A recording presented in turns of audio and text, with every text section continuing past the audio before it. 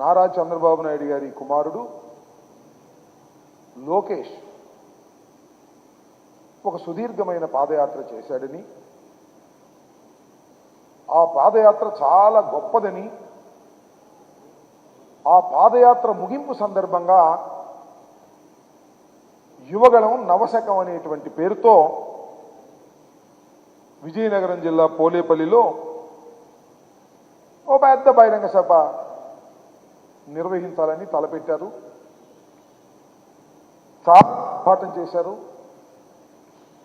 Special trains వేశారు, బస్సులు వేశారు, రాష్ట్ర నలుమూలల నుంచి జనాన్ని సమీకరించేటటువంటి కార్యక్రమం చేశారు.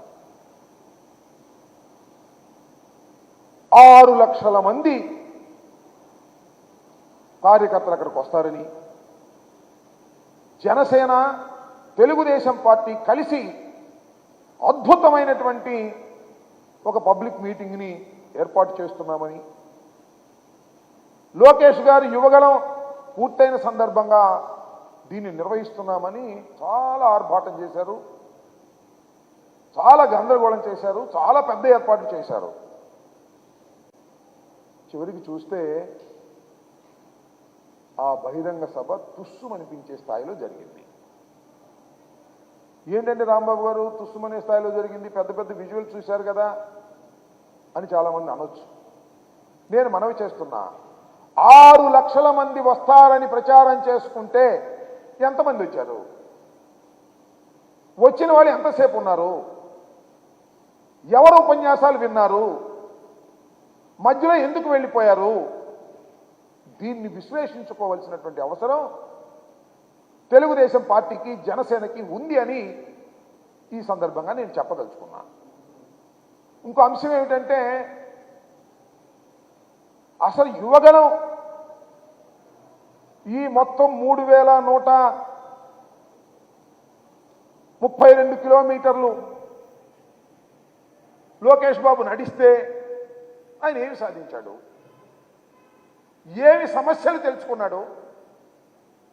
ఏ సమస్యల్ని పరిష్కరించడానికి అక్కడ పరిష్కార మార్గాలు చెప్పాడు? ఏమి లేవు.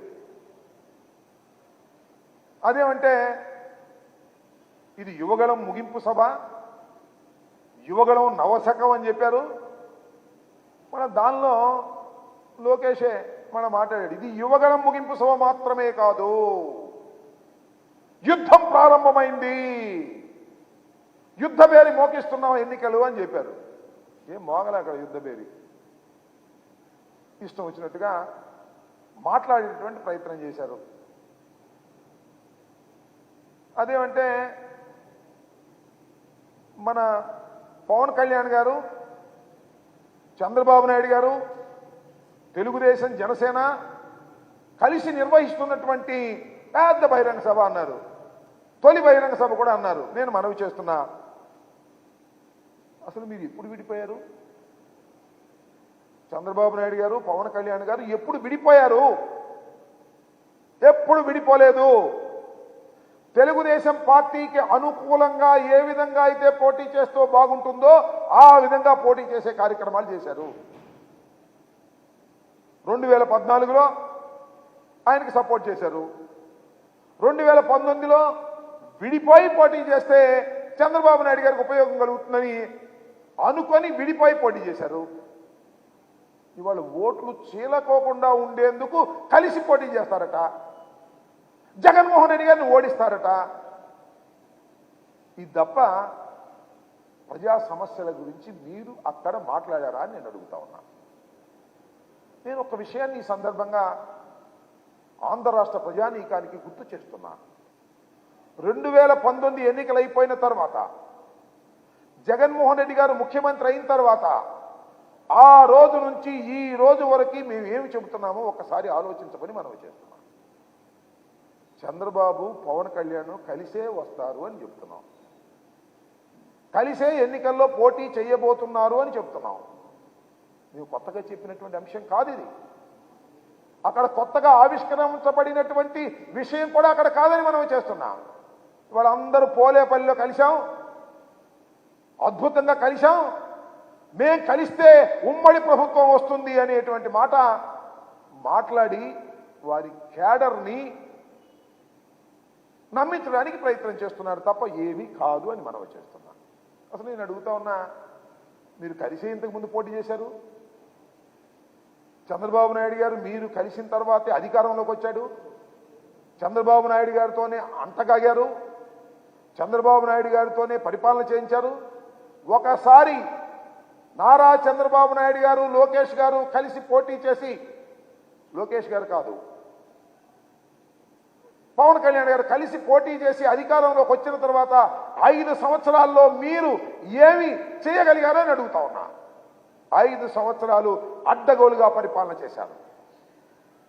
పవన్ కళ్యాణ్ గారు సపోర్ట్ చేసినటువంటి తెలుగుదేశం పార్టీ అధికారంలోకి వస్తే 2014 నుంచి 2019 వరకు మీరు అతి దౌర్భాగ్యమైన పరిపాలన చేశారు. దానికి పవన్ కళ్యాణ్ గారు మీరు బాధ్యులు కాదా అని అడుగుతా ఉన్నా. ఆ రోజున చివరిలో ఏమన్నారు, నాకు చాలా ఆశ్చర్యం వేసింది. అసలు పవన్ కళ్యాణ్ గారు ఏం మాట్లాడతాడో విందామని అనుకున్నాను నేను. పవన్ కళ్యాణ్ గారు అధికారంలోకి వచ్చిన తర్వాత చంద్రబాబు నాయుడు 4 సంవత్సరాలు 5 సంవత్సరాలు పరిపాలన చేసిన తర్వాత చివరిలో పవన్ కళ్యాణ్ గారు చంద్రబాబు గారిని దూషించని విధంగా దూషించాడు, దూషించకూడని విధంగా కూడా.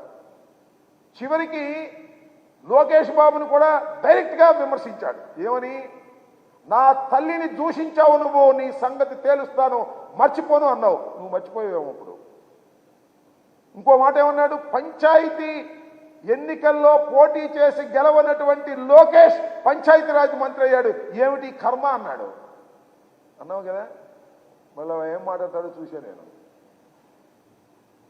ఆయన చేసింది పాదయాత్ర జగన్మోహన్ రెడ్డి గారి పాదయాత్ర లాంటిది కాదంట, ముద్దులు పెట్టుకునే పాదయాత్ర కాదంట. జగన్మోహన్ రెడ్డి గారు వస్తే ముసలి వారిని ఆప్యాయంగా పలకరించి గుండెలకు హత్తుకొని ఆయన ముద్దు పెడితే దాన్ని అపహాస్యం చేసే విధంగా మాట్లాడారు మీరు. పాదయాత్ర తర్వాత జగన్మోహన్ రెడ్డి గారు ఈ రాష్ట్రంలో ముఖ్యమంత్రి అయ్యారు. ఆ పాదయాత్రకి ఈ పాదయాత్రకి పోలిక ఎక్కడుందని నేను అడుగుతా ఉన్నా. అది గొప్ప పాదయాత్ర అని పోల్చేటటువంటి ప్రయత్నం పవన్ కళ్యాణ్ గారు చేశారు. పాపం, దురదృష్టం. నేను ఇంకో మాట కూడా చెప్తున్నా. పవన్ కళ్యాణ్ గారు ఏమన్నారంటే, పొత్తు, నేను ఆల్రెడీ బీజేపీతో పొత్తులో ఉన్నాను, గుర్తుందనమాట, సంతోషం. ఆల్రెడీ పొత్తులో ఉన్నాను, నేను తెలుగుదేశంతో పొత్తులోకి వెళ్ళాను, మా ఇద్దరి పొత్తుని ఆశీర్వదించమని మేము అమిత్ షా గారిని అడిగాము అన్నారు. ఏమి లాజిక్ అయ్యేది నాకు అర్థం కాల, ఏమి అన్యాయమయ్యా నాకు ఇది అర్థం కాల, ఏమి నైతికత అయ్యా పవన్ కళ్యాణ్ గారు నాకు అర్థం కాల. అర్థమైతే మీరైనా చెప్పండి. భారతీయ జనతా పార్టీ పొత్తులో ఉన్నాడు, భారతీయ జనతా పార్టీ పొత్తులో ఉండి తెలంగాణలో పోటీ చేసి తుక్కుతుక్కుగా ఓడిపోయాడు. ఇవాళ ఏమంటాయంటే, నేను తెలుగుదేశంలో పొత్తులో పెట్టుకున్నాను, మీరు ఆశీర్వదించమంటున్నాడు. అంటే అసలు పొత్తులో ఉన్నావా లేదా? నీకు అలవాటలే. రాజకీయంగా ఒకరితో పొత్తులో ఉండి మరొకరితో రహస్యంగా సంసారం చేయడం నీకు రాజకీయంగా కాకపోయినా నీకు నిత్య జీవితంలో నీకు అలవాటే. అదే పద్ధతుల్లో ఇవాళ ఇక్కడ బంధం కొట్టుకోకుండా అక్కడికి వెళ్ళి వాళ్ళతో బంధం పెట్టుకొని ఈ బంధం వారిని ఆశీర్వదించమని అడిగేటటువంటి దిగజారుడు రాజకీయాలు చేస్తున్నటువంటి వ్యక్తి ఇవాళ పవన్ కళ్యాణ్ గారని ఈ సందర్భంగా నేను మనవి చేస్తున్నాను. అంతేకాదు, ఆ పవన్ కళ్యాణ్ గారి పక్కన ఉంటాడు కదా నాదెళ్ల మనోహర్ గారు, ఏమన్నాడు చూసారా? ఎప్పుడైతే చంద్రబాబు నాయుడు గారిని అరెస్ట్ చేశారో లోకేష్ బాబుని నాయకుడిని చేయాలని మేము ప్రయత్నం చేస్తున్నాం అన్నాడు. మీ బతుకు చెడ. మీ పార్టీ పుట్టింది లోకేష్ బాబుని బలోపేతం చేయడానికా అని అడుగుతా ఉన్నా. మీరు బలోపేతం కావడానికా, లేక తెలుగుదేశం పార్టీని బలోపేతం చేయడానికా, లేక లోకేష్ని బలోపేతం చేయడానికా నేను అడుగుతా ఉన్నా.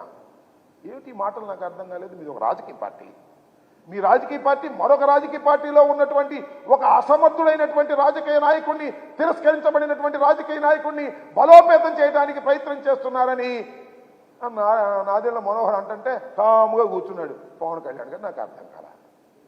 ముందు రాకూడదు అనుకున్నా అంట, ఎందుకంటే నేను వస్తే ఆయన బలపడ్డు కాబట్టి ఆయన్నే బలం చేకూర్చే విధంగా మేము రాకూడదు అనుకున్నాం. తర్వాత మళ్ళీ రావాలని నిర్ణయించుకోండి. మీరు ఎందుకు రాకూడదని అనుకున్నారో, ఎందుకు తర్వాత రావాలని అనుకున్నారో జనానికి తెలియదు అనుకుంటున్నారా? మీ ప్యాకేజీ డ్రామాలు ఎవరికి తెలియదు అనుకుంటున్నారా? చంద్రబాబు వెళ్ళి ఇంటికి వెళ్ళి బతిమలాడి ప్యాకేజీలు మాట్లాడుకున్న తర్వాత కదా లోకేష్ గారి యువగల ముగింపు సభకి పవన్ కళ్యాణ్ గారు బయలుదేరి వెళ్ళింది. ఇలా ఒక దౌర్భాగ్యమైనటువంటి రాజకీయాలు చేసేటటువంటి పరిస్థితి అక్కడ చేశారు. అంతేకాదు ఆయన లోకేష్ మాట్లాడుతున్నాడు నిన్న, మరి తెచ్చుకున్న ఆవేశంతో మాట్లాడుతున్నాడో లేకపోతే మరో రకంగా మాట్లాడుతున్నాడో, బుద్ధి జ్ఞానము రెండూ లేకుండా మాట్లాడుతున్నాడు. ఎందుకంటే ఆయనకు రెండూ లేవనే విషయం జగద్విదితమైనటువంటి అంశం.